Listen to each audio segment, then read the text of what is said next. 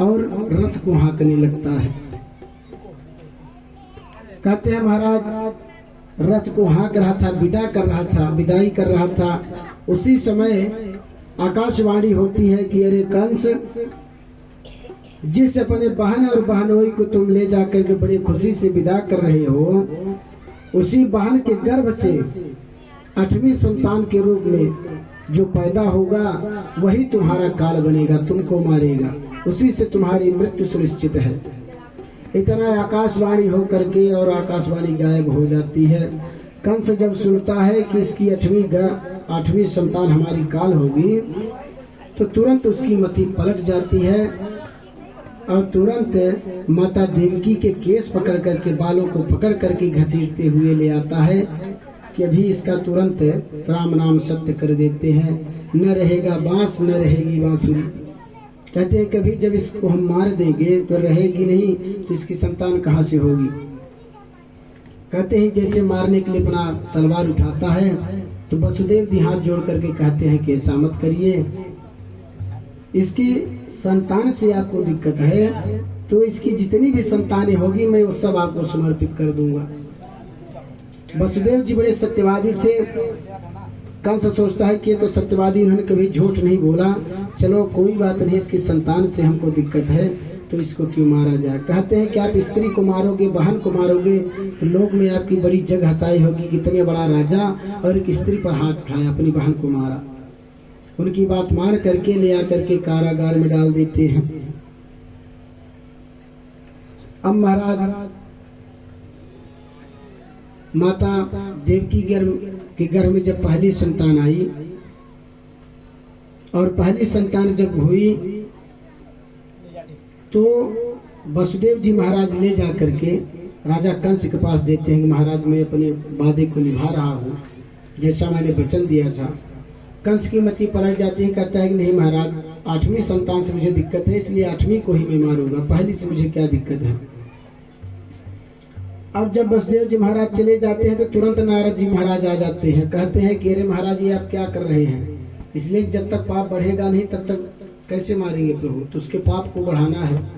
तो कहते हैं महाराज ये देवताओं की खोपड़ी बड़ी उल्टी है, कहते कुछ और है करते कुछ और है। एक कमल का पुष्प लाए जिसमें 8 पंखुड़ियां थी चारों तरफ। तो कहते हैं कि आप कहीं से भी गिनिए, ये लास्ट में 8 ही निकलेगी, इसलिए कौन पहली हो जाए कौन 8वीं हो जाए, देवताओं की बात पर विश्वास मत करना, बड़े झूठ बोलते हैं। तुरंत वहां से उठता है और जाता है देवकी के हाथ से छीन करके, और वहीं पर एक शिला रखी हुई थी उसी में पटक करके मार देता है, पहली संतान का वध कर देता है। माता देवकी के 6 पुत्रों का वध कर दिया है कंस ने। 6 पुत्रों के वध करने के बाद 7वें पुत्र के रूप में बलराम जी महाराज आए हैं। उनके गर्भ में भगवान ने अपनी योग माया से उस गर्भ को खींच करके माता देवकी के गर्भ से खींच करके और माता रोहिणी के गर्भ में स्थापित कर देते हैं।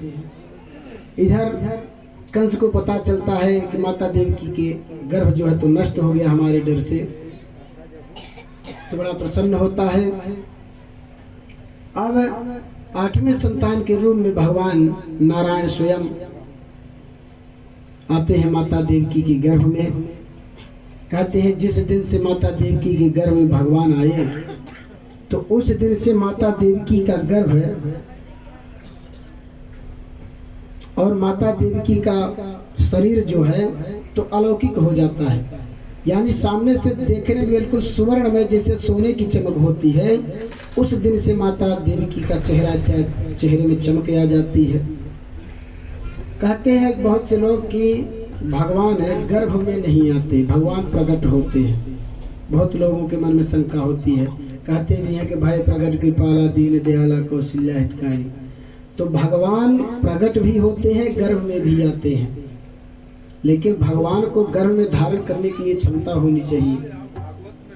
प्रेम से बोलिए जय श्री कृष्ण। कहते हैं कि भगवान अगर जो गर्भ में नहीं आते तो गर्भ स्तुति के नाम से अध्याय न बना होता। जब भगवान गर्भ में आए तो ही गर्भ स्तुति के नाम से अध्याय बना हुआ है। कि सभी देवी देवता लोग आ करके माता देवकी की गर्भ स्तुति करते हैं कि हे नारायण, आज जन्म लेकर के और हम सब का मनोरथ पूर्ण करें, दैत्यों का संहार करें। गर्भ स्तुति करके चले जाते हैं सभी देवता।